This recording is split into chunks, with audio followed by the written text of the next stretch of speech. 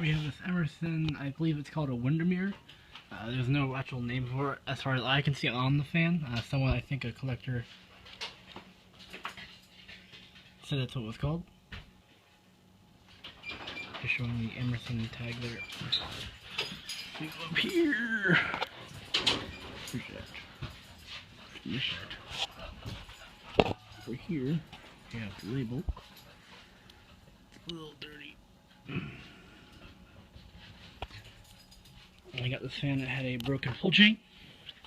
I have since replaced it with a new pull chain. So let's go ahead and start off with low. So high, medium, low.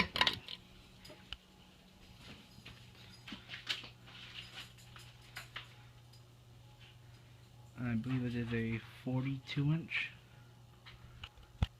I'll measure it to make sure. No, I think it's a 42-inch.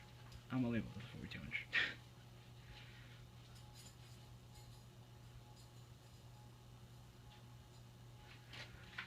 Low speed.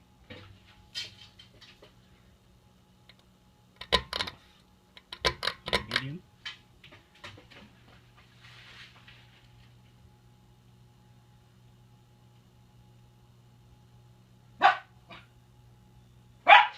Hey! I'm gonna do a medium. Let's go ahead and get a high. So, low, off, high.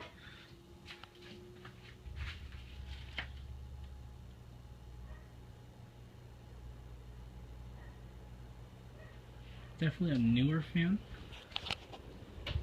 but still puts out good air. I like the little Emerson tag on it, it's kind of cool.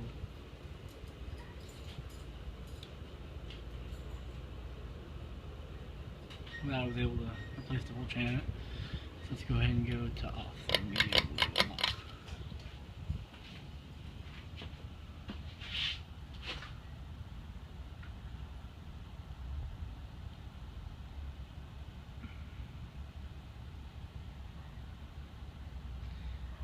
I'll find out the correct name for this fan. I'll post it probably in the video.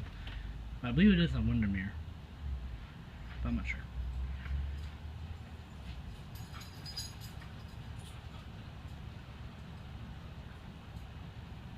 This might be one of the newer fans I've tested in this garage, actually, now that I think about it. Tested some newer Daytons. Tested the ball fan from Beverly Hills. Ah! Hey, be quiet, guys. Come on. Sorry, dogs.